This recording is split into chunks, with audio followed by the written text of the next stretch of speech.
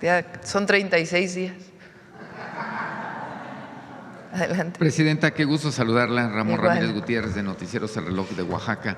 Primeramente, manifestarle a nombre de varias organizaciones de mujeres la sororidad. Me lo pidieron el día de ayer, que sabía que iba a tener la oportunidad de platicar frente a usted de la sororidad de los oaxaqueños, de las oaxaqueñas, principalmente por la situación que usted vive. Ellas sí le creen.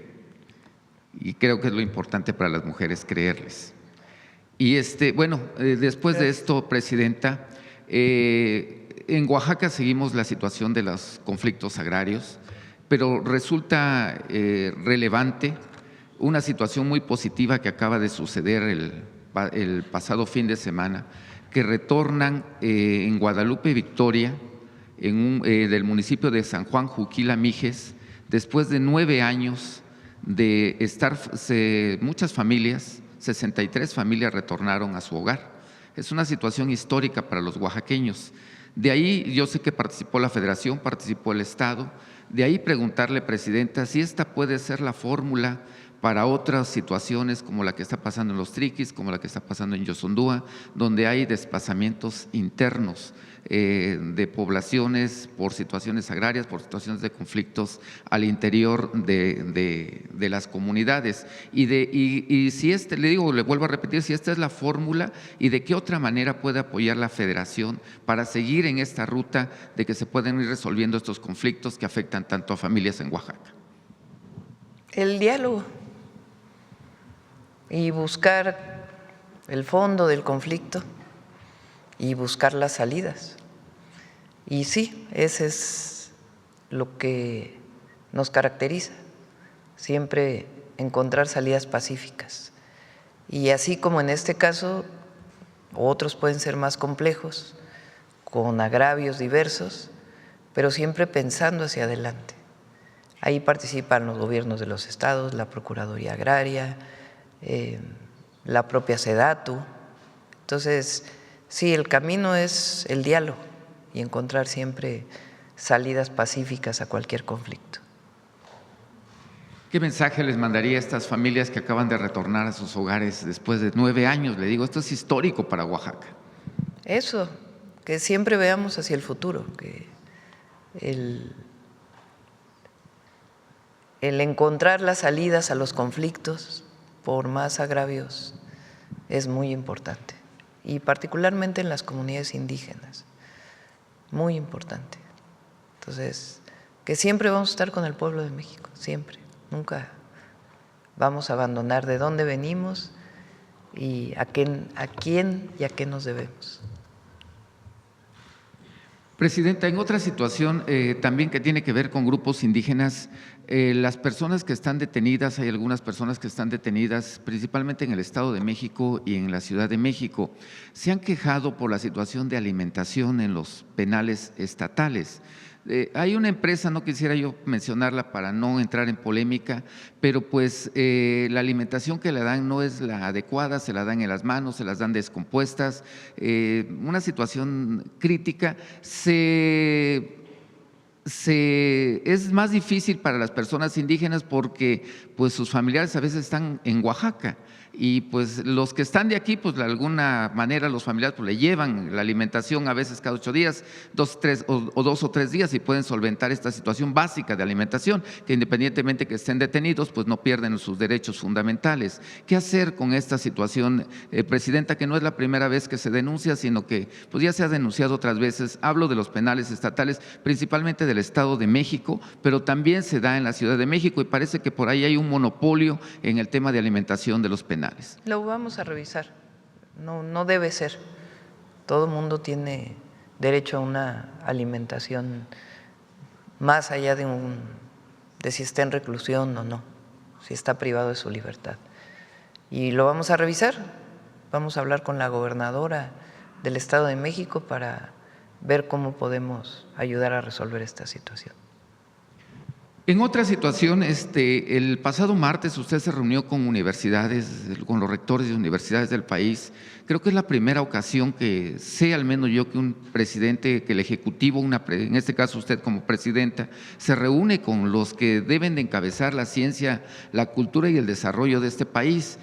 Fue muy interesante, pero preguntarle, ¿qué tanto se comprometen los rectores a innovar en la situación de educación en el país? Tenemos retos a nivel global que son la inteligencia artificial, los chips, la innovación tecnológica, el desarrollo social de particular en México, ¿no? En este caso con sus comunidades, con sus localidades que tiene tan particulares, pero también la situación que se da que a veces los rectores se quieren perpetuar en el cargo.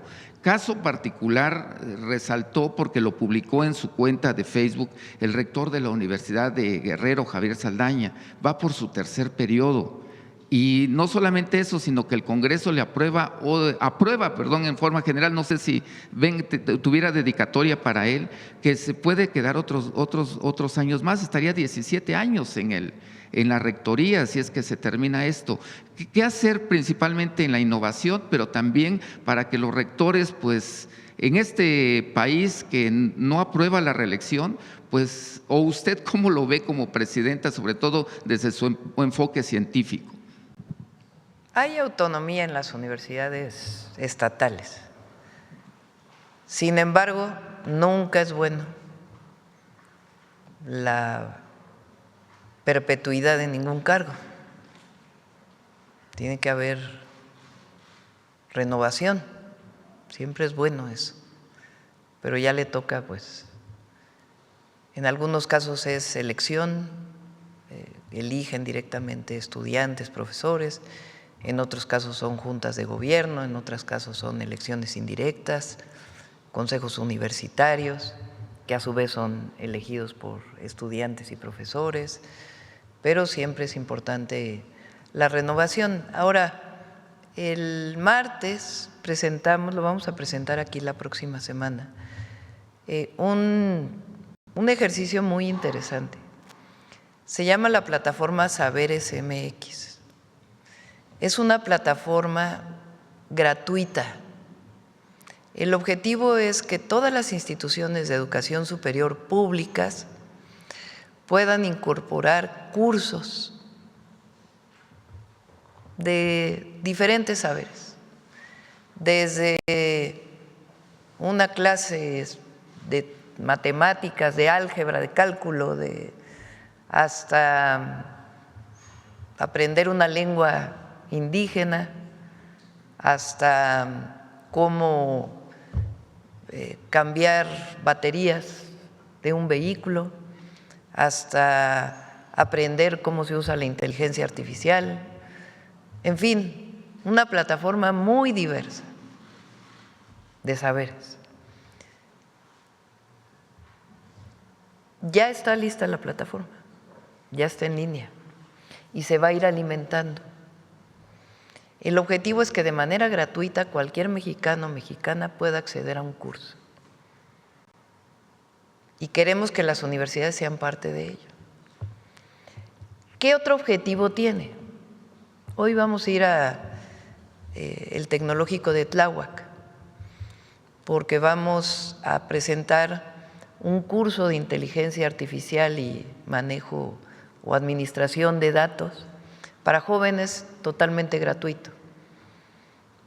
Presencial para 10,000 jóvenes y a distancia para el que se quiera inscribir. Ahora es muy común que la certificación del conocimiento no la den las universidades, sino empresas, que tienen su derecho a hacerlo. Sobre todo las empresas vinculadas con la informática o con el conocimiento de los datos, todas las empresas que conocemos, que son muchísimas. El objetivo es que también las instituciones públicas además de dar un título por haber estudiado una carrera universitaria, puedan certificar conocimientos, la propia institución pública.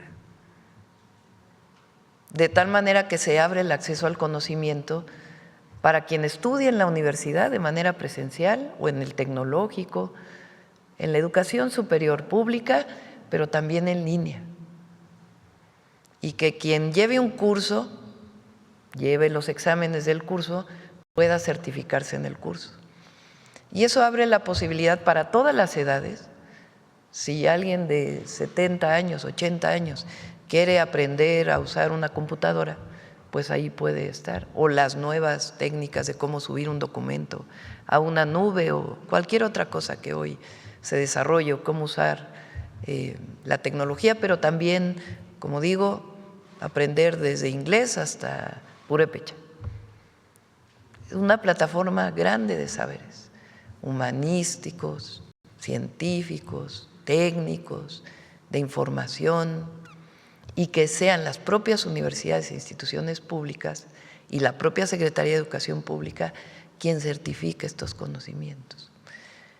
De esa manera no solamente pues es en beneficio de la persona y el reconocimiento de la educación como derecho a su más amplio acceso, sino también pues que un joven se pueda certificar en determinado conocimiento que le permita acceder a un empleo distinto del que hoy, si no tiene esa certificación, no lo tiene.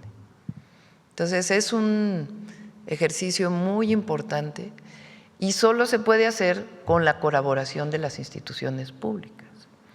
Si no, pues difícilmente un grupo lo podría estar haciendo.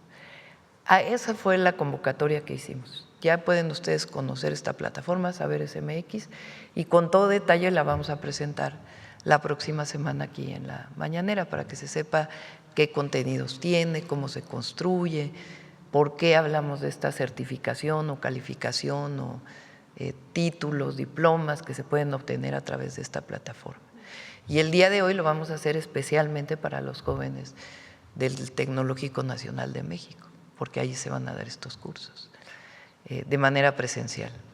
Es parte de lo que también vamos a presentar antes de que acabe noviembre, de este gran proyecto que llamamos México País Innovador, que tiene que ver con nuestra historia, nuestra grandeza cultural, pero también el que emprendamos un rumbo hacia la incorporación pues, de científicos, académicos, estudiantes, jóvenes, pues en todo este proceso tecnológico y de información que se está dando en el mundo entero y que lo queremos hacer como mexicanos, no solamente al acceso de lo que hoy existe en las empresas globales. Entonces es un esfuerzo muy importante. Claro, aproveché para decirle a los rectores que hay que hacer austeridad republicana en todas las universidades, que si bien hay autonomía, pues es muy importante que no se destinen los recursos a más burocracia, a parafernalias del poder que había antes, a gastos suntuarios, a tener oficinas de representación en el mundo entero, que puede ser que tenga su objetivo, pero las actividades sustantivas de una institución de educación superior son la enseñanza, la docencia, la investigación y la difusión. Y ahí tienen que estar principalmente los recursos. Y acercarse a los jóvenes. Ha habido también un divorcio entre autoridades y estudiantes. Y es muy importante pues que se recupere, que escuchemos a los jóvenes y que les demos pues lo que necesitan, sobre todo, o en particular, hablando de instituciones de educación superior, a los jóvenes estudiantes, a las y los jóvenes estudiantes. Entonces, para eso fue la reunión. Gracias, presidenta. Ya por último, pues nuevamente esperándola en Oaxaca cuando su agenda se lo permita. El día de ayer estuvo con agua con nosotros el titular y uno de los grandes retos también que se tiene a nivel nacional, y lo digo particularmente por Oaxaca, son las plantas tratadoras de aguas residuales. A nivel municipios, a veces a algún municipio no le alcanza, sobre todo en Oaxaca, que son 570, realizar su planta tratadora de aguas residuales, aunque tienen la intención de sanar a los ríos. Mi pregunta es si podría haber algún recurso por ahí extraordinario para poder aplicar tal vez a colonias, tal vez a agencias, hacer y sobre todo la situación de Usted, nuevamente resalto que es científica, apoyarse de alguna universidad para que tengamos innovación en plantas tratadoras de aguas residuales. Son muy costosas y muy difíciles de operar para los municipios las actuales que se están realizando y por lo consiguiente pues no son a veces viables económicamente. Pues que ojalá lo pudieran considerar en el presupuesto 2025. Hablo por muchos municipios, lo sé que me están escuchando, pero particularmente por Tlaxiaco, donde se necesita urgentemente una planta tratadora de aguas residuales.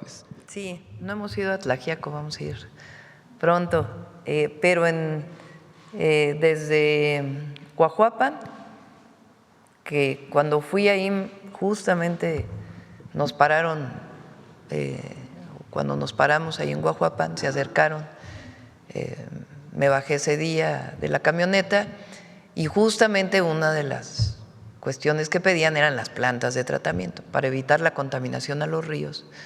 Y también pues eso significa mejor acceso al agua potable. Y entonces estamos haciendo un programa de plantas de tratamiento justamente en la zona. Tienes razón, no solamente es la construcción de la planta, sino la operación, que a veces es muy cara para el municipio y se abandonan. Entonces también es parte del proyecto. ¿Cómo vamos a hacer que esas plantas sean financiadas para su operación? Que tiene que ver pues con que a lo mejor no sean parte de la operación municipal, sino ya de la operación estatal junto con Conagua. Entonces es parte del trabajo que se está haciendo, particularmente en la zona mixteca de Oaxaca. Gracias, presidente. Vamos, ¿quién más? A ver, el compañero que lleva 36 días sin preguntar. Presidenta, con su servidor Carlos Pozos, reportero de la Hormolécula, pues efectivamente 35 porque me está dando usted la oportunidad. Mil gracias. Bueno, Presidenta, inicio con una pregunta del sector energético en donde LM Noticias tiene cierta especialización. Resulta que hay un conflicto entre TransCanada o TC Energy con la comunidad agraria de Temoris. En una investigación de LM Noticias y de acuerdo al expediente 1064/2017, hay un amparo concedido y firme que obliga al Tribunal Unitario Agrario a ejecutar forzosamente una sentencia. En acatamiento a dicho amparo del 16 de marzo del 2023, se ordenó que las cosas volvieran a su estado como estaban antes de la instalación de un gasoducto, es decir, que la empresa debió haber retirado un gasoducto de tierras de uso común de la comunidad agraria de Temoris. La empresa no ha querido cumplir con esa disposición y todo parece indicar, y subrayo, todo parece indicar que hay una cierta complicidad entre la Comisión Federal de Electricidad y la Secretaría de Energías, porque pues argumentan que el tubo no se va a sacar de ahí porque es de funcionamiento de seguridad nacional. La comunidad agraria de Temoris solicita el pago de 200 millones de pesos, como lo señala la sentencia.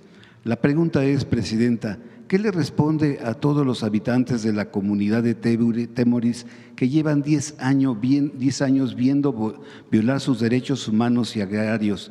Ellos confían en usted y esperan el cumplimiento de la sentencia favorable hacia la comunidad. En su desesperación, Presidenta, advierten que de no cumplirse con esa demanda, bloquearán la zona para impedir que se siga explotando e incumpliendo con la sentencia. ¿Cuál sería su respuesta? Igual que en el caso de los conflictos agrarios, tiene que haber diálogo. Se requieren gasoductos en el país. Este gasoducto tiene muchísimos años. Y, por ejemplo, tenemos planteado que la planta de Tula, que usa combustóleo, que contamina mucho, pues sea de gas natural. Entonces hay que llevar el ducto de gas natural hasta ahí. No se pueden hacer los proyectos como se hacían en el pasado, en contra de las comunidades. Tiene que ser con las comunidades. Lo que ha habido ahí pues es un agravio de la época, como tú bien dices, son hace 10 años, en donde lo que se quería era pasar contra las comunidades, no hacerles caso y solamente darle la razón a un gasoducto contratado para que lleve gas natural a una termoeléctrica.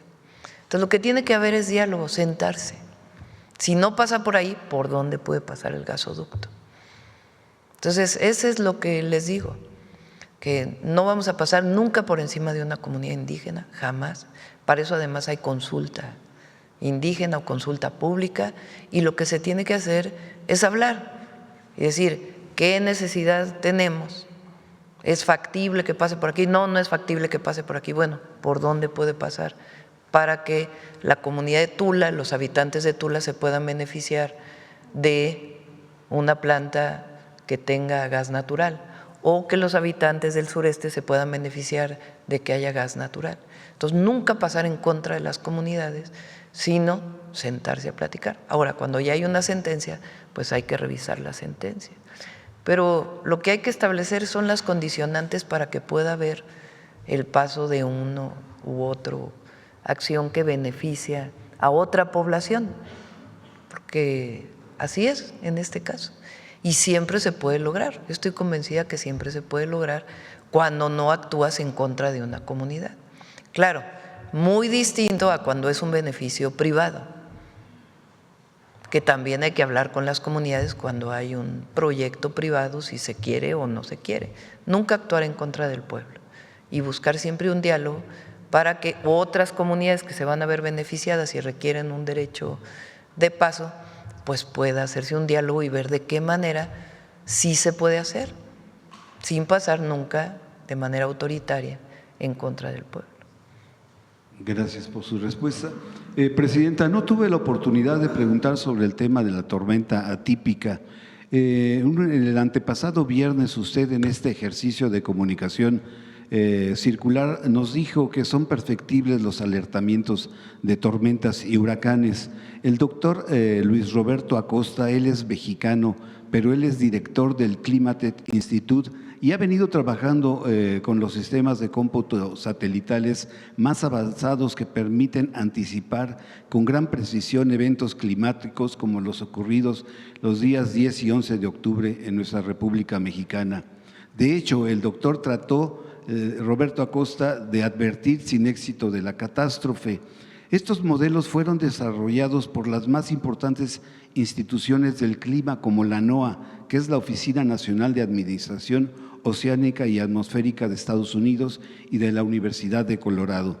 La pregunta es, Presidenta, ¿sería posible entrar en comunicación para instalar estos sistemas de advertencia para evitar que vuelvan a suceder este tipo de tragedias en nuestro país? ¿De dónde es el investigador? Él es del Climate Institute, el Instituto del Clima en Estados Unidos. Sí, pues que entre el meteorológico en contacto con… Luis Roberto Acosta. Sí, para el meteorológico, que es parte de lo que estamos trabajando, se requiere mayor número de mediciones y también, o mayor instrumentos de medición, vamos a ponerlo así, y también de procesamiento de datos, porque a veces es demasiada información. ¿Se acuerdan que cuando presenté aquí el programa integral hacia adelante, después de estas lluvias intensas en 5 estados, uno de los puntos era mejorar, junto con la comunidad científica, el pronóstico y el alertamiento, que decíamos, para que pueda venir en los teléfonos el alertamiento, pero que tengamos la certeza de que el alertamiento está basado en datos científicos y cómo se comunica. Entonces, esta es una parte, lo está desarrollando Rosaura, la secretaria de Ciencia, Tecnología e Innovación, y le pedimos que entre en contacto con él. Bien, Presidenta, la gobernanza y la gobernabilidad en el país requiere de la participación de sectores como la iniciativa privada, que aquí está el presidente de la Concanaco, y de los trabajadores, entre otros sectores. El CCE habrá un relevo de presidente de Francisco Cervantes en la segunda semana de noviembre. Ya se registraron o se registrarán más bien los aspirantes del 6 al 11 y podrán hacer proselitismo del 14 de noviembre al 5 de diciembre. Son 4 los candidatos: Juan Cortina, expresidente del CCE; José Medina Mora, expresidente de Coparmex; Julio Carranza, expresidente de la Asociación de Bancos de México; y Sofía Belmar, expresidenta de la Asociación Mexicana de Instancias de Seguros. Presidenta, es tiempo de mujeres. ¿Por quién sería su simpatía no, en la próxima dirigencia No, que decidan las y los empresarios, eso no nos corresponde a nosotros, no son aquellos tiempos donde el presidente decidía quién estaba en cada lugar. Y finalmente, Presidenta, me adelanto al 20 de noviembre, que pues como me está tocando cada 35 días, pues no me tocaría preguntarle.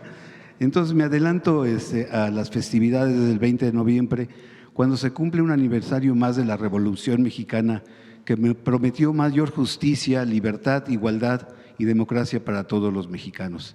También habrán de cumplirse 120 años desde que el presidente de Estados Unidos, Woodrow Wilson, ordenó a su general John Pershing, con más de 10,000 efectivos, organizar la primera misión punitiva con el pretexto de capturar a Pancho Villa en Chihuahua.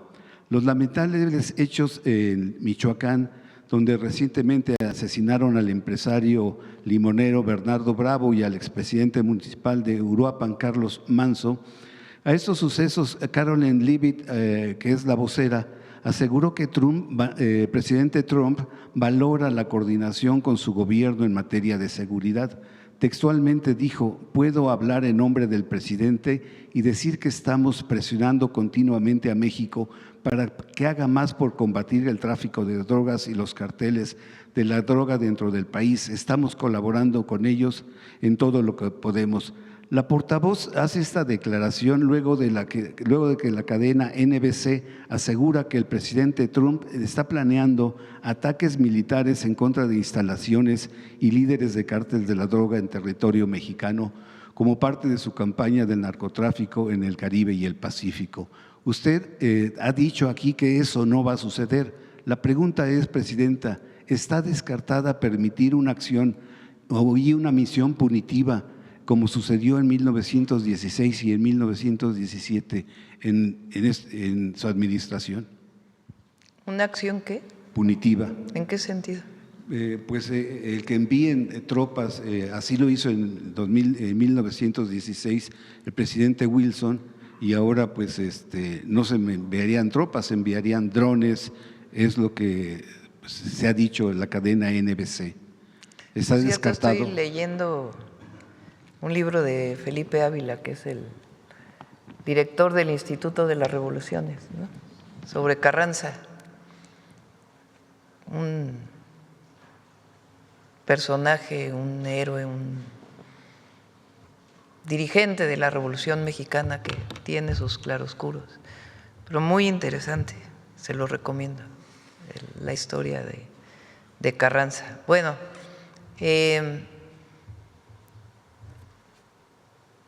no va a haber intervención de los Estados Unidos. No va a haber, sencillamente porque hay un pueblo unido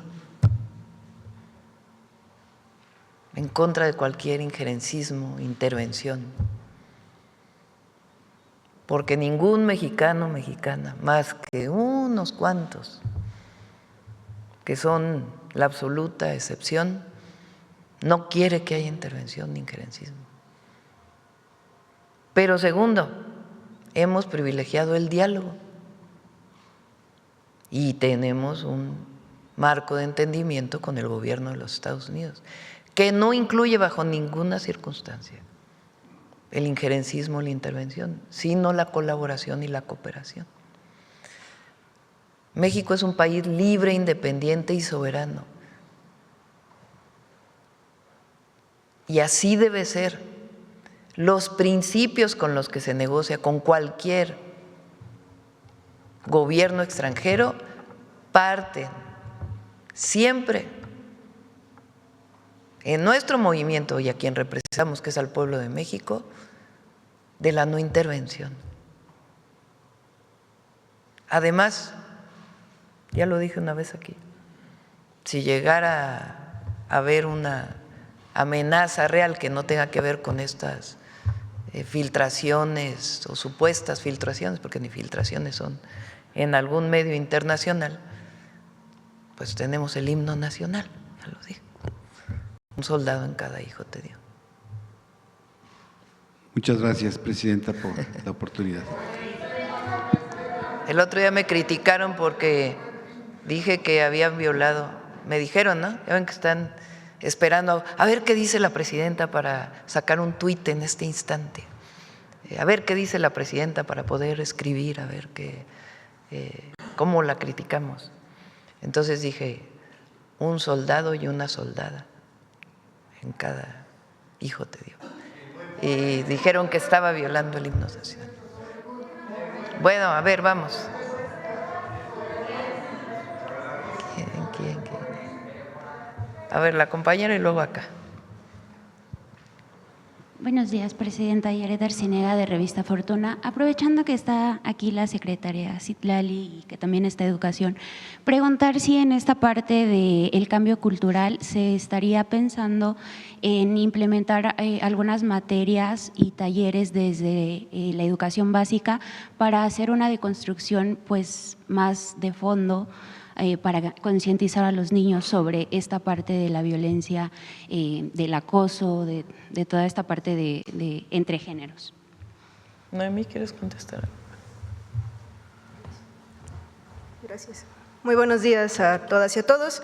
Recientemente, en el mes de mayo, se publicaron los lineamientos para la erradicación del abuso sexual y violencia sexual de las escuelas de educación básica.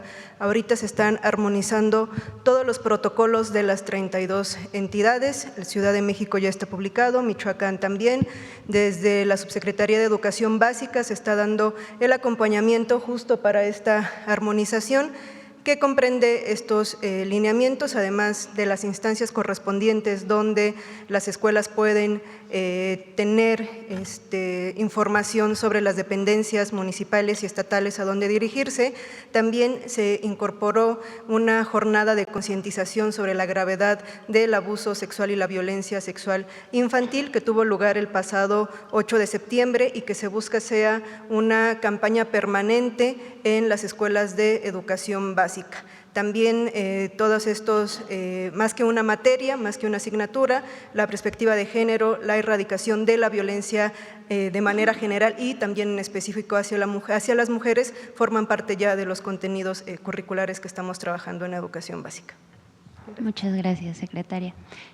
Presidenta, antes que nada comentar que Revista Fortuna ya recibió la información de COFEPRIS respecto a la instalación de la mesa de trabajo en la que participa el sector de medicamentos en las plataformas para pues analizar qué está sucediendo con la venta de fármacos a través de pues estas plataformas digitales, donde podría estarse presentando o perdiendo la trazabilidad de los productos.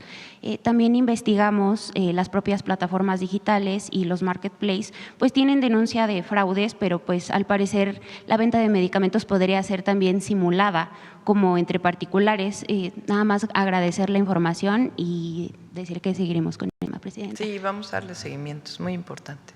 Muchas gracias, presidenta. En otro tema, en estos días en los que se aprovecha el enrarecimiento del ambiente para pues tratar de potenciar cualquier enfoque negativo sobre las políticas públicas que aplica este gobierno, queremos preguntarle sobre el supuesto recorte a los institutos de salud como el de nutrición, considerado uno de los centros médicos y de investigación más importantes pues de México y de América Latina. Preguntarle, presidenta, si este recorte se consolidará. ¿Cómo se explica esta decisión con la operación del IMSS Bienestar y qué le diría a aquellos mexicanos que están preocupados porque consideran que se va a dañar uno de los niveles pues, hospitalarios más de alto nivel al que los mexicanos y mexicanas sin seguridad social pues, podrían tener acceso? No hay recorte, no hay recorte. Salud es de las áreas o de los sectores que más aumento presupuestal tiene. El tema es que se cambió la manera en la presentación de los datos. Entonces puede llegar a parecer que los institutos nacionales tienen menos presupuesto, pero en realidad los presupuestos vienen de otros fondos. ¿Por qué se hizo este cambio? Para facilitar y disminuir la burocracia. Todavía en el gobierno federal hubo cambios con el presidente López Obrador, pero todavía hay una burocracia enorme para poder ejercer los recursos. A veces hay una contratación y se tarda 2, 3, 4 meses en que esté el contrato y después de esos 4 meses de que esté el contrato de aquí que se hace el pedimento y después del pedimento, en fin, este proceso burocrático que estamos tratando de disminuir al máximo para beneficio de la gente, para que no haya burocracia, no se preste a corrupciones y que sea mucho más ágil y transparente el ejercicio de los recursos, también pasa por la reasignación de los presupuestos en diferentes bolsas, digamos, para que pueda salir de manera directa. Entonces, por eso pudiera llegar a parecer, si se compara con otros años, que hay una disminución del presupuesto, pero no hay disminución del presupuesto, ni para los institutos nacionales de salud, ni para todos los estados que tienen IMSS Bienestar, ni los fondos federales que van a los estados que no tienen IMSS Bienestar. Presidenta, ¿se espera que con el IMSS Bienestar disminuya el número de casos que necesiten acudir a un hospital de alta especialidad? Estamos fortaleciendo la atención primaria. Muchas veces una persona no va a citas continuas con el médico o tiene algún padecimiento y se automedica para no ir al centro de salud, o a lo mejor no fue bien tratado, sencillamente no hay cuidado en su salud y después tiene problemas. Y llega al hospital directo, ya con un padecimiento mayor. Entonces, nuestro objetivo es fortalecer, claro, también los de alta especialidad, pero que la atención primaria, ahí donde puede haber prevención, atención adecuada, en el momento adecuado, algún padecimiento, alguna enfermedad, se trate desde el primer nivel. Por eso también tiene que ver con las rutas de la salud, orientar los medicamentos de acuerdo a un comité de salud y un protocolo. Todo esto tiene que ver con el fortalecimiento del nivel primario de la salud. Ahora, tanto en las unidades de medicina familiar del IMSS, las clínicas del ISSSTE y los centros de salud del IMSS Bienestar, estamos buscando lo que llamamos los centros de salud de atención ampliada, que tengan un pequeño quirófano, que tengan 2 o 3 espacios para poder tener una estancia más larga, de tal manera que la atención pueda ver con enfermedades, padecimientos o incluso con partos no complejos que puedan ser atendidos directamente en el centro de salud y que no se tenga que ir al hospital general. Entonces, sí hay una orientación en nuestro gobierno a fortalecer la atención primaria de la salud. Incluso el ISSSTE, por ejemplo, tomó la decisión de hacer más consultorios, no el centro de salud completo, pero pequeños consultorios con su pequeña farmacia que puedan atender en las comunidades más apartadas a los maestros, a las maestras que forman parte del ISSSTE. Entonces, sí es parte del programa que hemos venido presentando. Muchas gracias, Presidenta. En otro tema, Presidenta, hace algunos meses en una entrevista con Revista Fortuna, el presidente del COMCE, del Consejo Mexicano de Comercio Exterior, Sergio Contreras, nos dijo que en un país como México, con una extensión territorial de 2 millones de kilómetros, el desafío de la seguridad pues no es menor y que si bien los empresarios les gustaría seguir observando acciones contundentes en materia de combate a la delincuencia para aumentar los volúmenes de producción y exportación, reconocen que el país pues ha demostrado una gran resiliencia y que a pesar de todos los problemas pues sigue creciendo. El problema, nos dijo pues el presidente del COMCE, es que los shocks de violencia distraen a los empresarios, quienes a veces tienen que dar pasos atrás y reinventarse. Presidenta, ¿qué les diría a los empresarios que sí están invirtiendo en México, que luchan todos los días frente a pues la intención de distraerlos, argumentando que no se está avanzando en materia de seguridad? El martes vienen, como lo he mencionado, vamos a presentar los resultados de los índices delictivos en México. Son datos duros que se registran en las fiscalías de los estados y en la Fiscalía General de la República.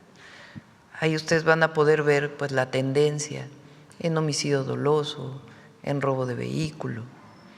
Por supuesto que situaciones como la que se vivió del homicidio del presidente municipal de Uruapan, de Carlos Manso, pues evidentemente nos alertan y hacen que fortalezcamos nuestra estrategia de seguridad. Pero hay muchos delitos que vienen a la baja. Entonces, es importante escuchar a todos los sectores, ver qué planteamientos hacen, en dónde hay problemas, pero también es importante darle seguimiento a la estrategia que hemos definido y cómo van los indicadores en distintos lugares de la República. Entonces, si quieren el martes podemos abundar más en esto. Y los escuchamos, porque escuchamos a todos. Yo recibo a mucha gente en Palacio Nacional y cuando salgo también escucho a muchísimas personas, desde una comunidad indígena hasta los empresarios de mayores recursos económicos de nuestro país. Escuchamos a todas y a todos y buscamos, si son solicitudes claras, atenderlas en todo sentido. Pero el martes vamos a presentar los resultados de la estrategia. Muchas gracias, Presidenta. Por último, si nos permite, se nos permitiría dejarle o entregarle nuestra revista que sí, en algún momento le comentamos y que nos dijo que le gustaría sí, leer claro el que sí. artículo. Muchas gracias, Presidenta. Gracias. Bueno, a ver. Ah, dije acá, ¿verdad? Perdón. Gracias. Buenos días, Arturo Pavón, de Efecto Colateral. Presidenta, preguntarle antes que nada sobre lo que habló la secretaria Citlali de las agravantes. Seguramente en algún vericueto legal se va a encontrar que la persona que cometió acoso hacia su persona va a salir libre porque no estaba consciente, porque estaba alcoholizado. Lamentablemente muchos abogados se van sobre eso y salen libres las personas que hayan cometido incluso hasta un homicidio, pero pues estaba alcoholizado, cometen accidentes de tránsito y en esta ocasión pues lo que le sucedió. ¿Qué se puede hacer para eso? ¿Cómo se puede luchar contra ese tipo de vericuetos legales en los que pues, sería necesario, mejor decir, que sí es agravante el estar alcoholizado y cometer algún delito? ¿Quieres comentar? Sí.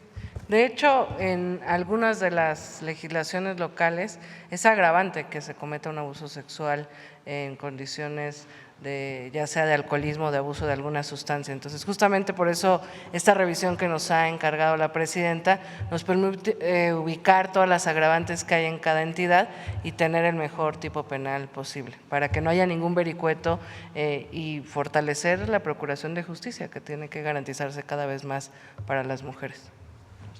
Muchas gracias, secretaria. Mi segunda pregunta es, ayer estuvimos en conferencia de prensa con el gobernador Alejandro Armenta.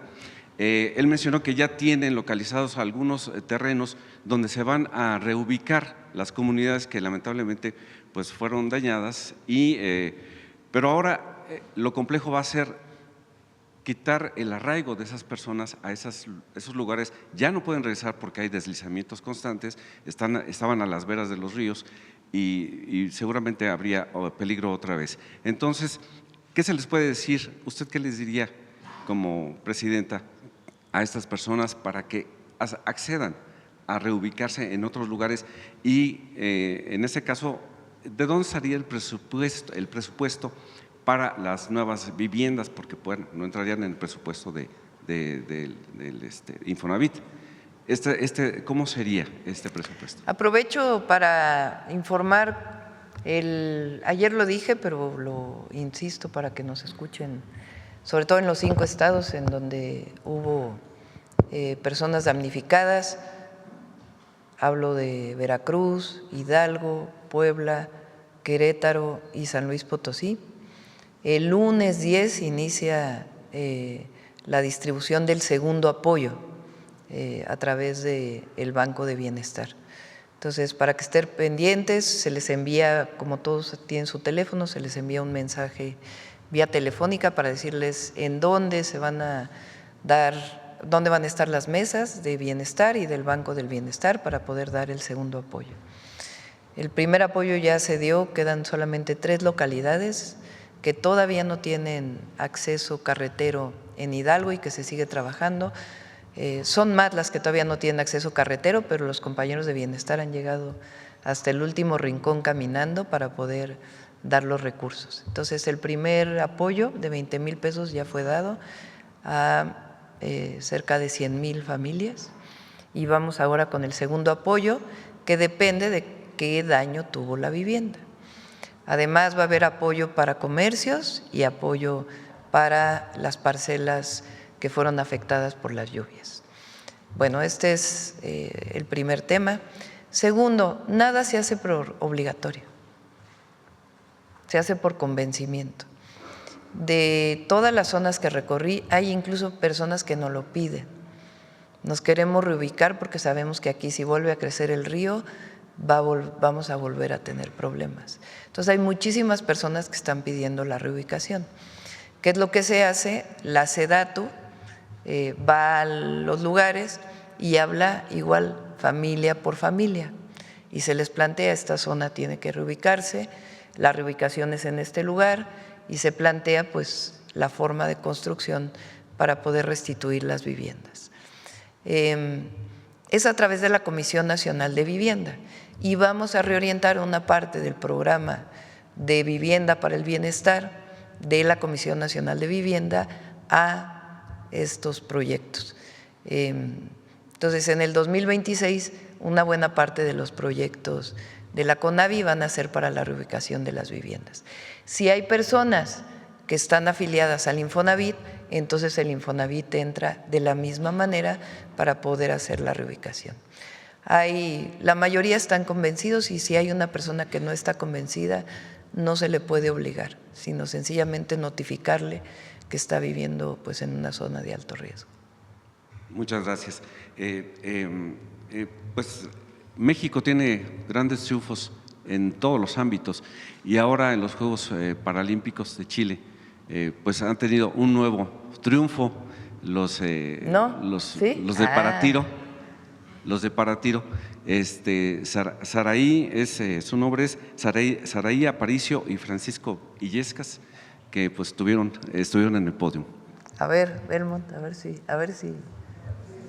es cierto. Felicidades a todas y a todos.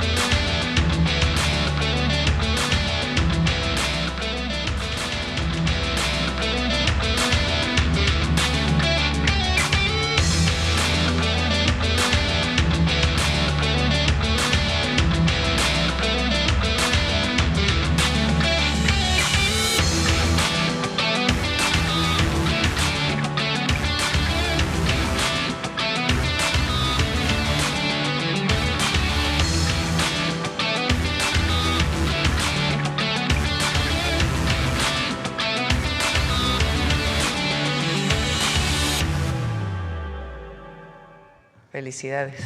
Un aplauso.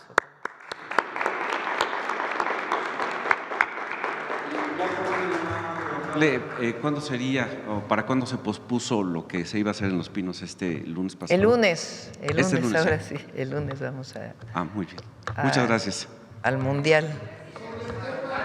Sobre el tema, a ver quién. De este lado. A ver, ¿quién? Vamos a darle la palabra. A ver, a la compañera que nos preguntó. Estoy viendo sus rostros, a ver a quién no hemos… Buen día, presidenta. Eunice Cruz, de NX Noticias. Respecto a la visita del presidente de Francia, preguntar quién de su gabinete la acompaña y qué temas van a abordar. Me acompañan, obviamente, Relaciones Exteriores, Economía, está Cultura, el INA, Hacienda, Rosaura, Ciencia, Tecnología e Innovación. Viene obviamente la embajadora de México en Francia, Blanca Jiménez. José Alfonso lo invitamos a que nos acompañe. Ese es el equipo. Y respecto principal. a los temas que van a abordar. Va a ser primero se hace el recibimiento, después hay una reunión privada. Repito, a nosotros nos interesa mucho el envío de un códice. A ver, ¿por qué no explicas? José Alfonso, ya lo habías explicado una vez, pero la importancia para México del envío de este códice. Vamos a hablar de relación económica, de el acuerdo comercial que se renueva en el 2026 con la Unión Europea y cómo va a participar Francia, esencialmente, y colaboración en temas de ciencia, cultura e innovación. Adelante. Gracias, Presidenta, con su venia. Muy buenos días a todas y a todos.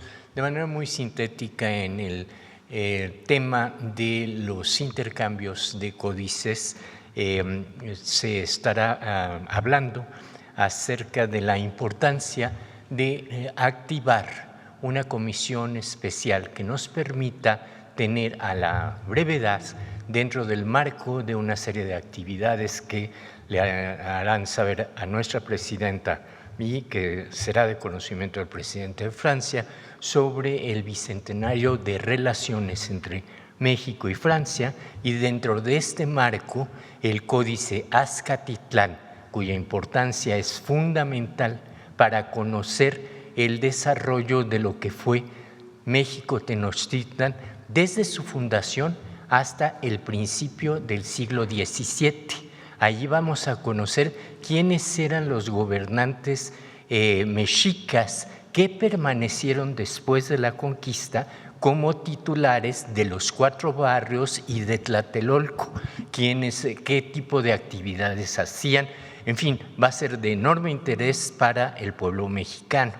En cuanto al Códice Borbónicus, ese sigue otra ruta que es la legislativa. Ese tema se tratará de forma distinta y en paralelo, no en la visita, toda vez que haya avances a ese respecto en la Asamblea Legislativa Francesa, en donde ya hubo una nueva iniciativa de restitución de patrimonio cultural a pueblos africanos, que abre la oportunidad de tratar el caso México en particular sobre este códice que es propiedad de la Asamblea Nacional y que una comunidad ñañú ha solicitado de manera formal a la Asamblea Parlamentaria su restitución. Es cuanto.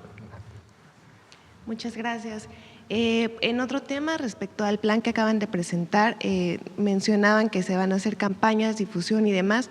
Bueno, pues actualmente cuentan con la cartilla de los derechos de las mujeres. Preguntar cuántas de estas se han entregado. Citla, ¿cuántas cartillas? Bueno, se han distribuido en todo el país 25 millones de cartillas. La estamos repartiendo en asambleas, que ya estamos por terminar, de hecho, Presidenta, 600 asambleas en todos los municipios, escuchando propuestas de las mujeres justamente para recibir propuestas de qué más podemos hacer para combatir las violencias. De hecho, platicábamos con Noemí, se han repartido 6 millones de cartillas en las secundarias, en las clínicas. Hay voluntarios que han solicitado en la página entregar con sus vecinos, con sus vecinas, en sus comunidades, en los centros libres, y bueno, podemos pronto, si la Presidenta nos lo permite, presentar en qué lugares se ha entregado en todo el país. Muchas gracias. Aprovechando que aquí está la secretaria, pues preguntar si tienen actualizaciones del colectivo No Más Presos Inocentes, del que varios colectivos y víctimas se han quejado que se manifiestan de manera agresiva, incluso que revictimizan a las víctimas. Pues bueno, la secretaria había comentado en junio que mantendría diálogo con la fiscal Berta Alcalde Luján y con el secretario de Seguridad Pablo Vázquez Camacho para pedirles que se investigue y se sancione a estas personas, preguntar si han tenido algún avance en esta investigación. Sí, es un grupo de distintos hombres que se han organizado bajo consignas muy pues agresivas, que sostienen que algunas mujeres denuncian violencia con el fin de tener dinero y otras expresiones. En algunas audiencias incluso han llegado de manera agresiva cuando una mujer está en un proceso jurídico.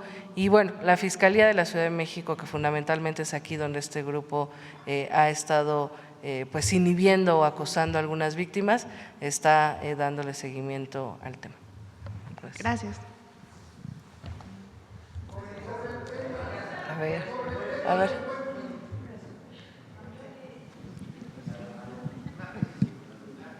Buenos días, presidenta. Buenos días, Eduardo Esquivel Ancona, de Domo de Cristal. La primera pregunta es, ¿cómo pueden constatar que son verdaderas ofertas ahora en el Buen Fin? Porque hay mucha gente que se queja de que le suben los precios y luego los bajan cuando el Buen Fin y pues queda lo mismo, ¿no? ¿Cómo pueden constatar que es de verdad una oferta para este Buen Fin y los consumidores estén ciertos de que es oferta? Profeco despliega tanto en las tiendas pequeñas, medianas, grandes en todo el país y hace una revisión permanente. Entonces, si alguna persona tiene alguna denuncia relacionada con el Buen Fin, de algún engaño, de algún precio que está disminuyendo y no es así, que por favor utilice la línea de Profeco. En una segunda pregunta también quisiera preguntar los resultados del Viernes Muy Mexicano. ¿Qué resultados tienes? Ya llevamos 2 meses, se ha acrecentado los pequeños comercios. A mí me gusta mucho en lo personal esta iniciativa. Adelante. Gracias, presidenta. Fíjate que le ha gustado a la población. O sea, la segunda edición se empezó a sentir. La población ya buscaba los lugares donde habían los engomados. Creció la distribución de engomados, tenemos ya 400,000 engomados repartidos en todo el país. Se movieron los registros en línea, hubo sobre todo municipios que ahora registraron más negocios, pero también lo que vimos es que se empezó a contagiar la población, especialmente en las comunidades y en los barrios, al buscar en los negocios que forman parte de su localidad. O sea, se ha generado conciencia de que la soberanía también se hace con la compra y que esa compra que se hace en tu local, en tu localidad, en donde te conocen por tu nombre, pues genera también recursos para que se paguen becas, para que se pague renta, para que se pague empleo, para que se paguen sueldos, ¿no? Para que suban distintos servicios.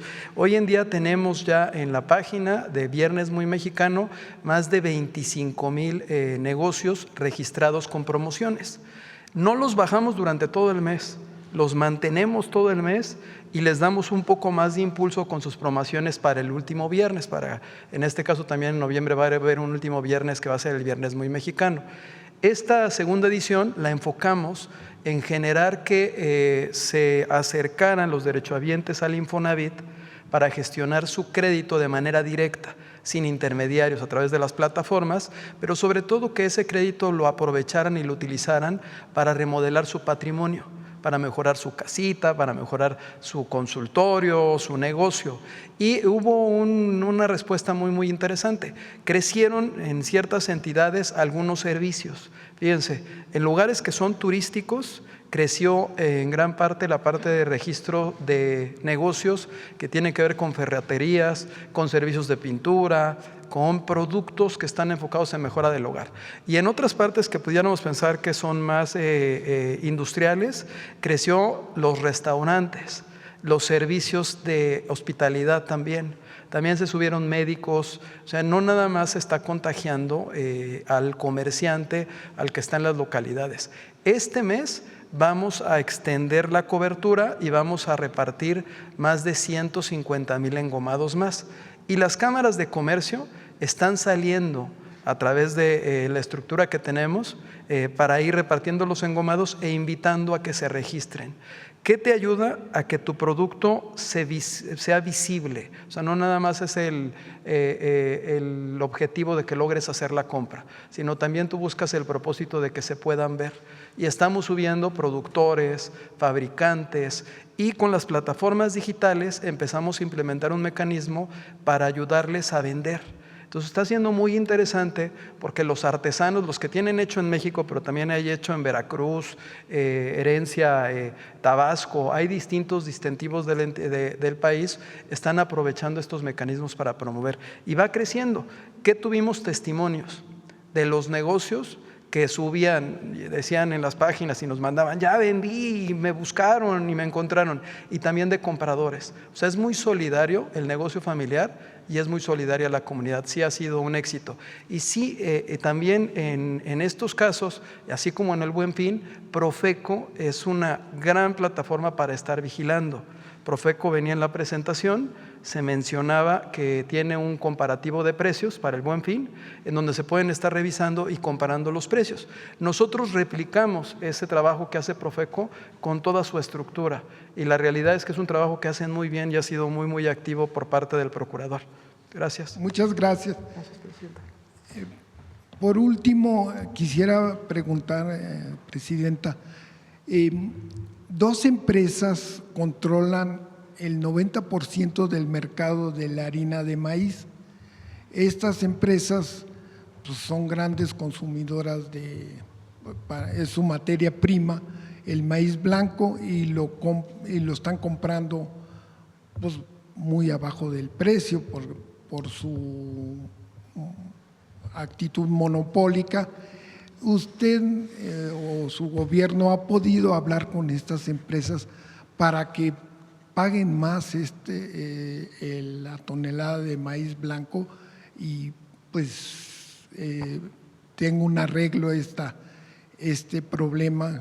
Ya sabemos que esta cotización del maíz blanco lo mezclan con el maíz amarillo transgénico en la bolsa de granos de Chicago, y entonces viene un problema.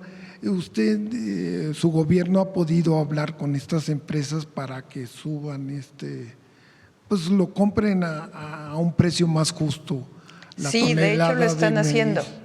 El acuerdo al que se llegó con varios productores de maíz es que debido a que el precio del maíz este año por la sobreoferta es muy bajo a nivel internacional, no es en México, a nivel internacional.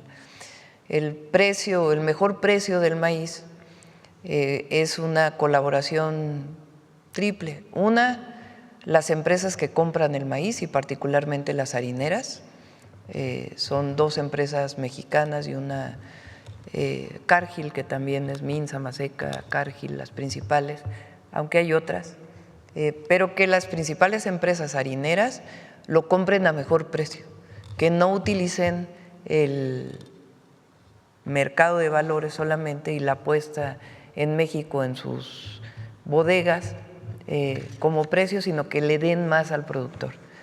En algunos, depende mucho, digamos, de el lugar, pero sí están aportando. Y eso fue gracias a que la Secretaría de Agricultura y Desarrollo Rural, el secretario lo sentó y se llegó a un acuerdo. Además aporta, decía, es tripartita, el gobierno estatal o los gobiernos estatales también están aportando una parte y la otra la aporta el gobierno federal. Queremos que esto se lleve a un acuerdo de más largo plazo, que no solo sea ahora porque hubo esta protesta o porque, aunque no se proteste de todas maneras, es una demanda legítima porque el precio está bajo, sino que logremos generar una condición para que haya este apoyo de manera permanente.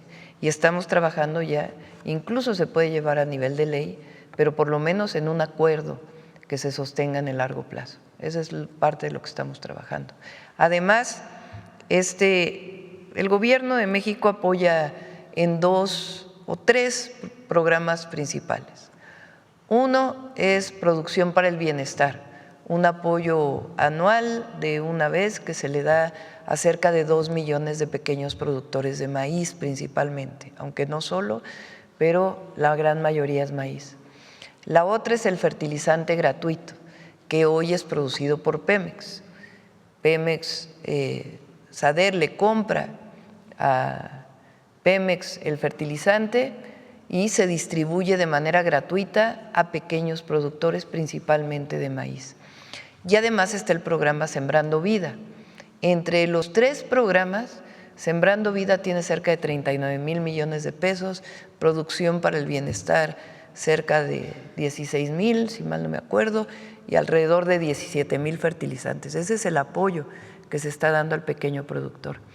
Además de eso, la próxima semana espero lo presentemos, es un proyecto que venimos trabajando con especialistas del maíz, con productores, con defensores de Sin Maíz No Hay País, para poder apoyar todavía más al maíz nativo, al maíz blanco, el maíz criollo, a todas las razas, variedades de maíz que se producen en México para que no se pierdan.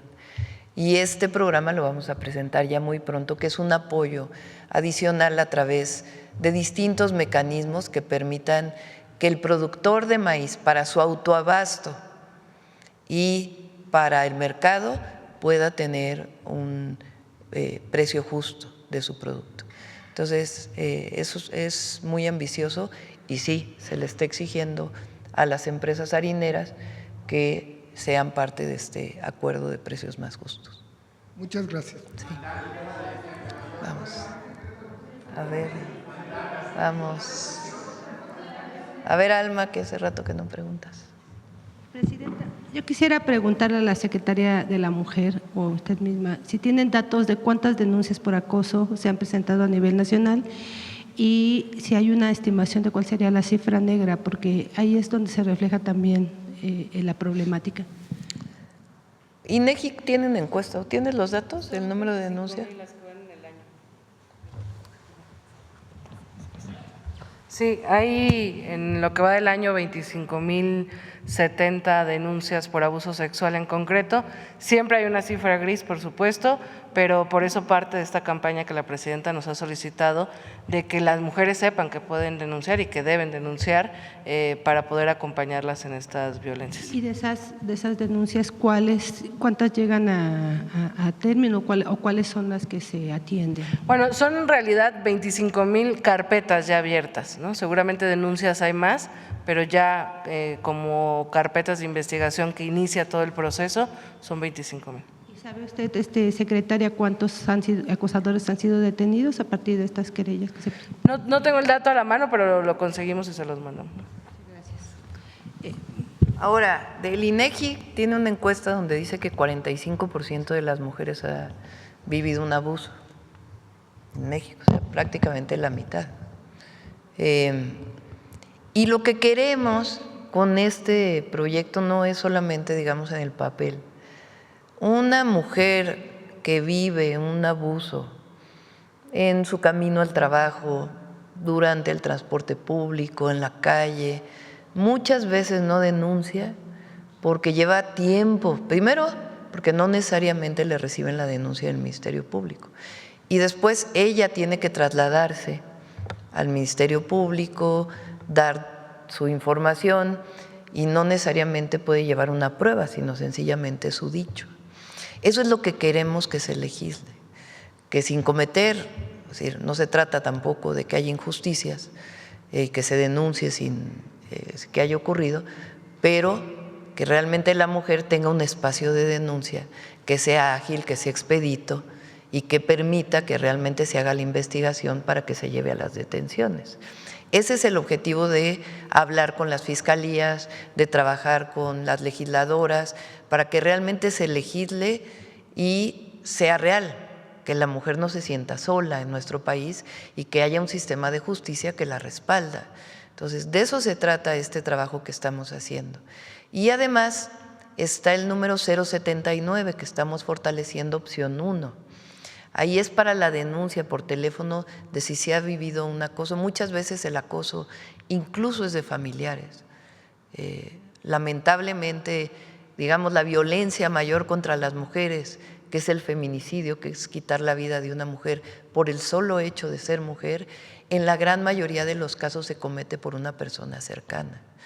Entonces, una denuncia previa de eso que está ocurriendo, queremos que se haga a través del 079, opción 1, y atrás de ese número de teléfono pues están todas las instituciones para proteger a la mujer, a nivel federal y a nivel estatal.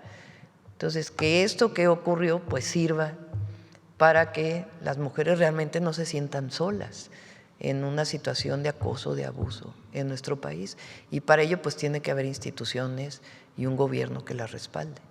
Presidenta, en su caso, son 10 días para que pueda ratificar la denuncia, si no mal recuerdo. ¿Usted ya tiene previsto cuándo iría y en dónde sería? Sí, ayer pregunté a la fiscal, está por decirme, envié una carta con pues todo como son las denuncias penales, explicando todo el caso, y la fiscal de la Ciudad de México, la Fiscalía de la Ciudad de México, está por comentarme si hay que ratificar y cuándo hay que ratificar y cómo. Muchas gracias. Retomando el tema de los productores de maíz, se reactivaron también bloqueos, el acuerdo ha sido con 3 estados, si no mal recuerdo. ¿Qué va a pasar con el resto? Porque siguen exigiendo precio justo para la tonelada, a pesar de todo este apoyo que ya les están dando. es muy poco, y también, como lo dije el otro día, también hay intereses políticos también en algunos de estos cierres, y lo decimos responsablemente, porque la mayoría, la gran mayoría, ya firmó con la Secretaría de Agricultura y están por abrirse las ventanillas para poder tener acceso a este recurso, que sería el próximo año. Es decir, ya no puede haber mayor apoyo por el momento para todos aquellos que siguen exigiendo. No, es el apoyo que hemos establecido y es un esfuerzo muy importante que estamos haciendo para poder apoyar a los productores. Por otro tema, Presidenta, sobre esta decisión de la Administración Federal de Aviación de Estados Unidos de reducir el tráfico aéreo en 10%, ¿qué impacto tiene en México? ¿Usted ya le informaron cuál es la problemática que tenemos? Sí, la decisión es debido a este cierre temporal que tienen del gobierno federal, que no sabemos cuánto va a durar, y le pedí hoy en la mañana al secretario de Infraestructura, Comunicaciones y Transportes que nos pudiera hacer una revisión. Todavía no me manda la tarjeta, pero con gusto lo informamos. Espero que no sea afectado tanto México, pero es todo el mundo, no es una situación para México.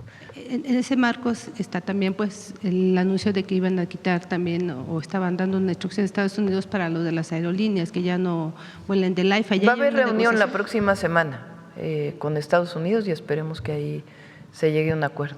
¿Para resolver esto de las aerolíneas? Para resolver el tema del AIFA, ¿se acuerdan? Sí. Que el tema de la carga en el AIFA y que estaban planteadas una serie de sanciones. Va a haber una reunión la próxima semana y esperemos que ahí se entienda cuál es la problemática de fondo y se puedan llegar a acuerdos. Por mi parte, solo quisiera preguntarle, en el caso de Movistar, anuncia que sale de México, hoy tiene una intención, pero también tiene un adeudo millonario que con un amparo también en la antigua Corte pues había quedado ahí pendiente. ¿Cuál es la exigencia que le haría a esta empresa? Es mucho dinero lo que deben también. Vamos a pedir una tarjeta para que nos digan en qué situación estaba en este momento para poderlo informar. Gracias. A ver acá. Sí, gracias, Presidenta. Demián Duarte, de Sonora Power, la revolución que llegó del norte. Presidenta, le tenemos que preguntar sobre la situación de lo que ocurrió el 1 de noviembre en Hermosillo. Mire, este asunto pues, ha ido creciendo en términos de lo que es la indignación popular en la capital de Sonora. Usted tiene los datos, hubo 23 personas que lamentablemente fallecieron, hay 12 personas heridas, incluso una persona ayer por instancias del gobierno de Sonora fue trasladada a una clínica especializada en Phoenix, en quemaduras.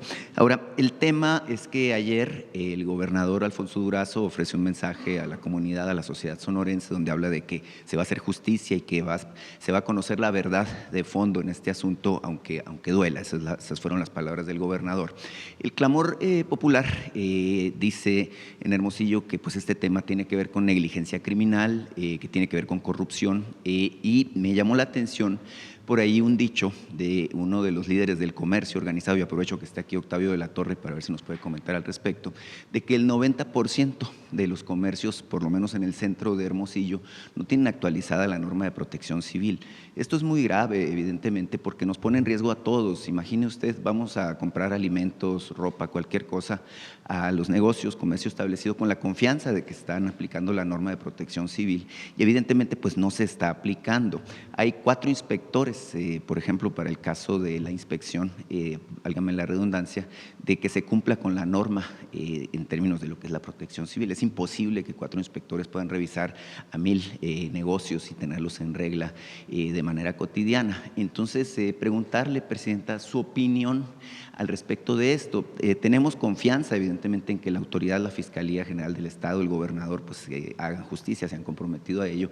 Sin embargo, es un tema que va más allá del ámbito de lo local. Por cierto, también los directores de protección civil, tanto del Estado de Sonora como el de Hermosillo, fueron cesados ayer de sus funciones para que no interfieran con la investigación que se está llevando a cabo.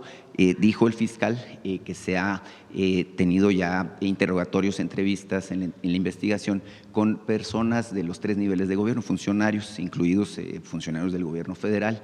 Se asume, bueno, que la CFE en particular tiene alguna responsabilidad, puesto que lo que explotó fue un transformador, no era de la propiedad de la CFE, pero tiene responsabilidad en términos de la inspección del funcionamiento. Entonces, pedirle su punto de vista al respecto y ver si Octavio de la Torre nos puede comentar de la situación del comercio en general. Gracias.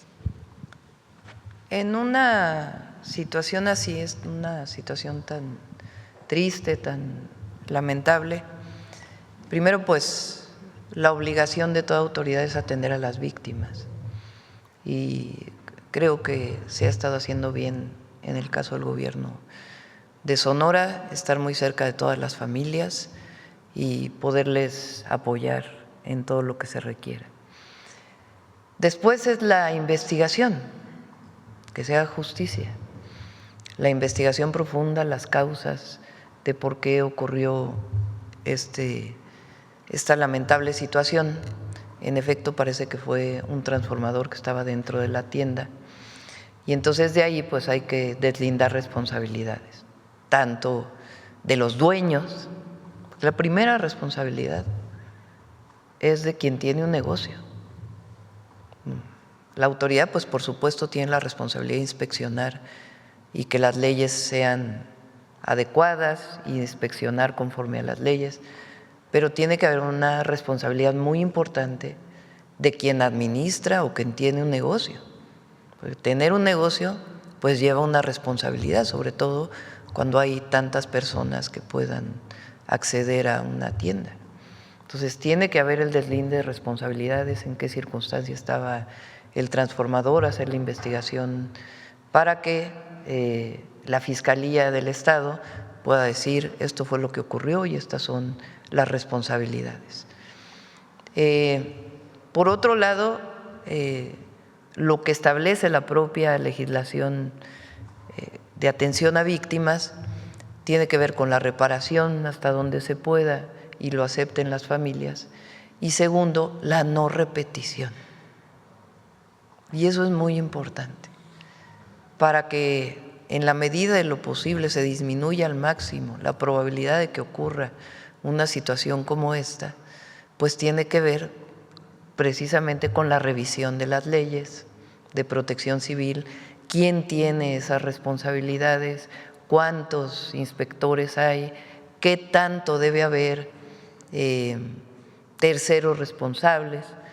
Por ejemplo, en la Ciudad de México se modificó la Ley de Protección Civil y además de los propios inspectores, se habilita a los especialistas en protección civil, como es el caso de los DROs en la revisión de las estructuras o de los especialistas estructuristas, para que un tercero acreditado pueda hacer estas revisiones y pueda ampliarse, y quien de una lista que exista de especialistas lo pueda destinarle el recurso, el negocio, para poder tener pues la certificación de protección civil. Entonces, todo esto debe ocurrir en el caso de Sonora: atender a las víctimas, cumplir con la ley de atención a las víctimas y al mismo tiempo la justicia y la no repetición de un caso así. Y eso es lo que yo estoy segura que va a ocurrir en el caso de Sonora. Se conoce que es un caso del ámbito local, evidentemente pues tiene que ver con la situación que se vive en Sonora, en Hermosillo en particular, pero nuestra sociedad pues quedó marcada, Presidenta, por el caso de la guardería ABC, que evidentemente pues fue muy notorio, motivó cambios incluso en las leyes de protección civil. Hay una ley 5 de junio justamente que promueve la garantía de no repetición. Lamentablemente pues pasaron 16 años y se repite un hecho, no en las mismas circunstancias, pero bueno, al final de cuentas es la población civil la que padece las consecuencias con esta situación de muertes, heridos y demás. Evidentemente en Sonora pues necesitamos esta garantía de que haya justicia. E insisto yo, pues hay confianza en que se esté haciendo el trabajo de manera correcta. No sé si será posible que la directora de la CFE o alguien relacionado con este asunto pues pueda ofrecer información al respecto, porque la CFE no ha respondido justamente las dudas que se han planteado al respecto. Sí, todo tiene que haber transparencia y también lo que se requiera de la investigación que está haciendo la Fiscalía. Bueno, en otro tema, Presidenta, mire, le quiero plantear un asunto que tiene que ver con salud, en Hermosillo en particular, pero es un tema que atañe a toda la región noroeste. Existe un hospital del ISSSTE, que es el Hospital Fernando Ocaranza. Me hubiera encantado poder hablar con Martí Batres sobre el tema. Es un hospital que en su tiempo se le compró a una institución de salud privada, que es el Hospital San José. Tiene más de 45 años en operación, es un hospital que atiende a los servidores públicos del gobierno federal justamente de Sonora, pero esta infraestructura de la que dispone el hospital pues está rebasada desde hace mucho tiempo, tiene 79 camas de estas que tienen sensables y bueno, tiene un área de urgencias también. Sin embargo, la demanda de servicios es muy superior. Hay 300,000 derechohabientes del sistema del ISSSTE en Sonora y bueno, se sabe que se tiene prevista la reubicación y modernización de las instalaciones de este hospital. Me contactaron justamente los integrantes del sindicato, la Federación de Servidores y Trabajadores al Servicio de los Estados, del Estado, y me dicen, bueno, que ellos tienen una visión un poco distinta y le quieren hacer una propuesta de que se busque la manera de construir en Hermosillo, sí, un hospital nuevo, pero que sea un hospital general de zona. Eso es lo que están planteando.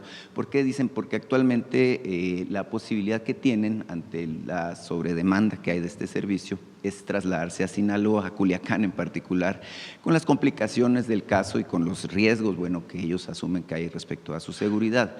Me dicen que en todo caso agregar especialidades, generar, bueno, esta nueva infraestructura permitiría atender a los derechohabientes no solo de Sonora, sino de Sinaloa y de las 2 Baja Californias, que esto permitiría pues tener la capacidad de atender la demanda de 1,200,000 derechohabientes, que son justamente pues quienes trabajan directamente con el gobierno federal y las distintas instancias. No sé qué le parece y si pueda comentar al respecto. Le pedimos a Martí que se ponga en contacto para ver esta opción que estás planteando y en uno de los martes que viene Salud que pueda contestar esta pregunta. Claro, en este mismo tema, Presidenta, mire, platicaba la otra vez que hablamos aquí que colaboro como corresponsal de un medio de Aguascalientes que se llama LJ y tercera vía.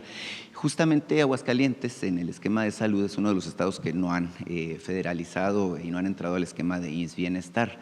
La pregunta que me han hecho pues, personas, ciudadanos del estado de Aguascalientes, es cómo se está abordando justamente el acceso a los servicios de salud como lo mandata la Constitución para las personas ciudadanas de estados, como es este caso, y tengo entendido que hay otros 8 estados, otros 7 estados además de Aguascalientes, que no han entrado en el esquema, válgame pues, de establecer este acuerdo con la Federación. Se hablaba hace 2 días de que justamente Yucatán se incorpora, pero pues hay una duda respecto a qué pasa con los derechohabientes de los servicios de salud en términos de lo que dice la Constitución respecto a esta ausencia que tienen estos estados. Creo que está Durango, Coahuila, Chihuahua, además de Aguascalientes, entre otros.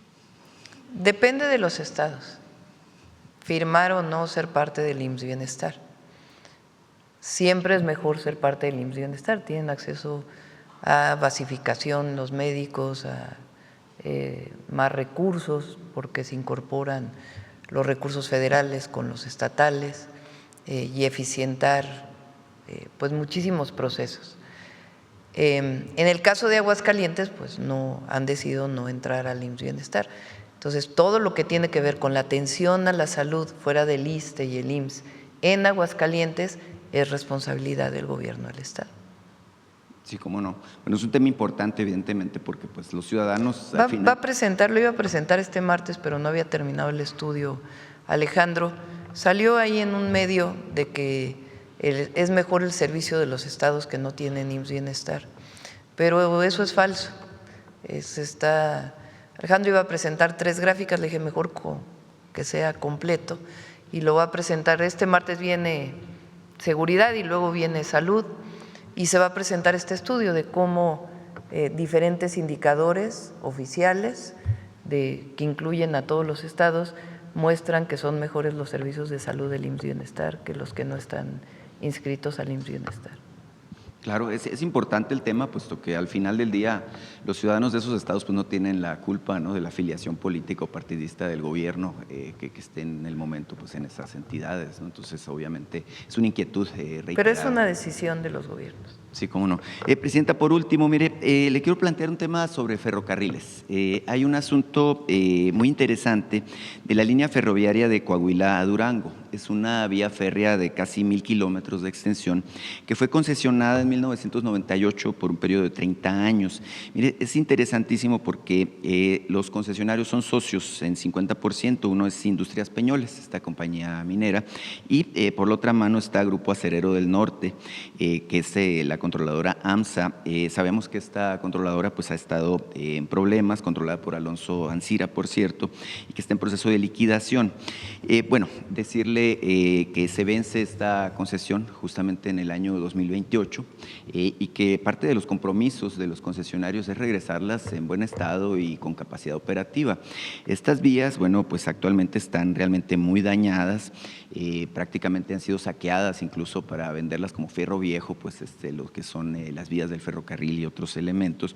Entonces, preguntarle, Presidenta, número 1, si usted está informada, consciente de esta situación y obviamente, bueno, número 2, preguntarle qué expectativa tiene del retorno de esta vía, porque no es la única. Mire, yo que soy de Sonora, sé que una situación similar ocurre en el caso de la concesión que tiene Ferromex en la vía de Nogales, Cananea y que va hasta Agua Prieta. Entonces es un tema importante, sobre todo pues en su proyecto de unir con ferrocarril pues prácticamente al norte del país con el centro. Vamos a invitar sí lo estamos trabajando. Es una vía muy importante, sobre todo en el momento en que AMSA operaba. Por cierto, esperemos que este mismo año la jueza que está encargada de este proceso pueda ya resolver para beneficio de los trabajadores de AMSA. Se ha estado ahí trabajando y platicando en el marco de su autonomía por parte de la Secretaría de Hacienda y esperemos que pueda ya resolver este proceso. Esa vía del tren se utilizaba mucho para el transporte de carbón, para el funcionamiento de AMSA. Entonces, queremos que se resuelva AMSA y que realmente lo tome otra empresa y que, aparte de la justicia que se tiene que hacer, que se retome para poder darle empleo a todos los trabajadores y que se recupere esta zona industrial tan importante para Coahuila. Entonces, a partir de ahí ya también vamos a definir el tema de la vía del tren. Entonces, en otra ocasión con gusto lo platicamos. Claro. Muchísimas gracias, presidenta. Cerramos. Vamos con Mujeres en la Historia.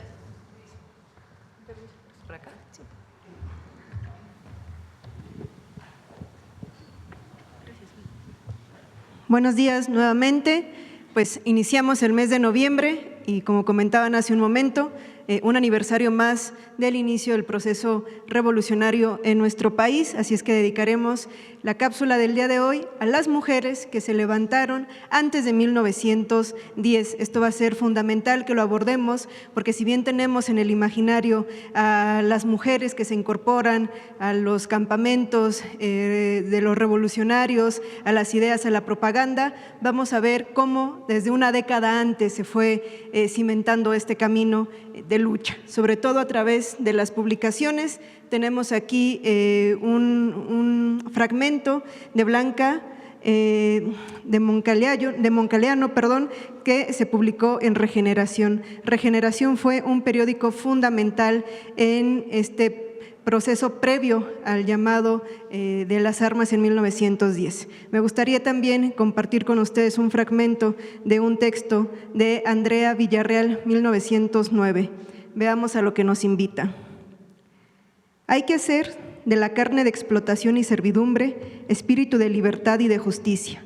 Hay que hurgar en el pecho de los resignados hasta hacer aparecer a los descontentos. El mundo tiene congestión de esclavos y anemia de luchadores, y un estado así tan miserable no debe prolongarse más. Y ya que muchos hombres permanecen de rodillas, nosotras nos levantaremos y haremos que ellos se pongan también de pie. Venimos a buscar libertad para nosotras y también para nosotros. Y bueno, también dentro de las publicaciones hacían mucho énfasis en el papel de las mujeres. Aquí se le invitaba a las mujeres a educar a las hijas, a los hijos, sobre todo ya sin dogmas. Conozcamos la participación de las mujeres en las publicaciones del periódico Regeneración.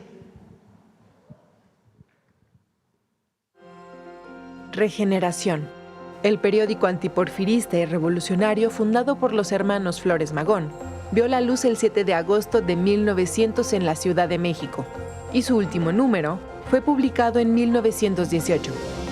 A lo largo de sus distintas etapas, este periódico contó con la colaboración de mujeres que escribieron o apoyaron activamente en su emisión.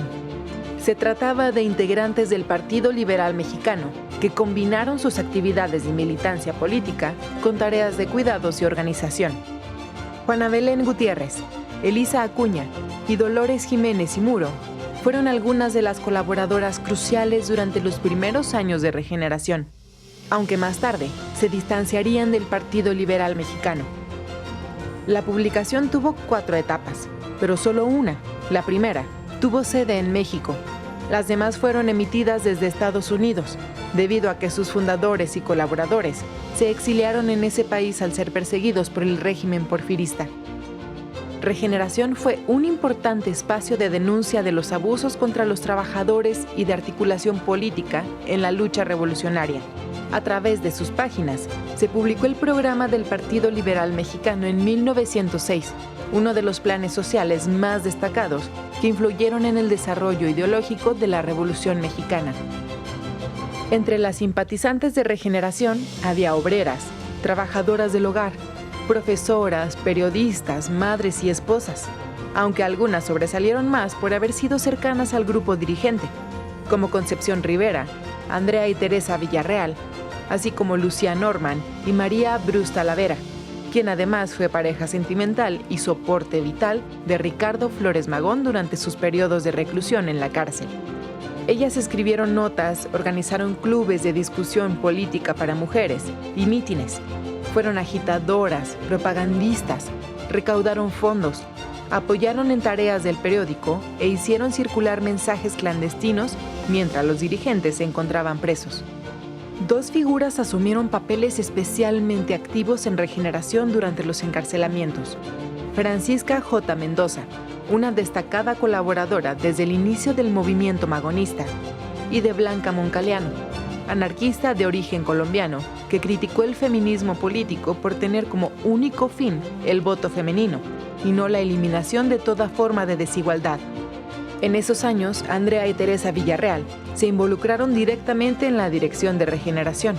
Incluso fundaron su propia revista llamada Mujer Moderna, para luchar por las libertades de México y por la emancipación de la mujer. Esto anunciaba un cambio político y social claro. Las mujeres estaban involucradas en la lucha revolucionaria de manera contundente. Así lo reconoció el editorial de Regeneración el 13 de febrero de 1911. Es alentador que la mujer se emancipe y venga a tomar el puesto que le corresponde al lado de su compañero el hombre, en una grandiosa lucha social que tiende a la liberación de la humanidad. La emancipación de las mujeres fue un tema recurrente en el periódico. Ricardo Flores Magón se dirigía con frecuencia a ellas. Praxedis Guerrero incluso trató de demostrar la opresión histórica que habían sufrido las mujeres, pero sobre todo fueron las mismas redactoras de Regeneración quienes constantemente instaban a sus compañeras a alejarse de los preceptos religiosos y los mandatos sociales que las mantenían oprimidas, para así poder tomar un papel activo en la transformación del mundo. Juana Belén Gutiérrez, Dolores Jiménez y Muro, Elisa Acuña son las más conocidas y de quien ya hemos presentado particularmente una cápsula en esta sección, pero hoy nos llevamos otros nombres: Teresa y Andrea Villarreal, María Talavera Bruz, Margarita Ortega, otras tantas mujeres que también contribuyeron no solamente al periódico Regeneración, sino también a nuestra revolución social. Muchas gracias. Gracias.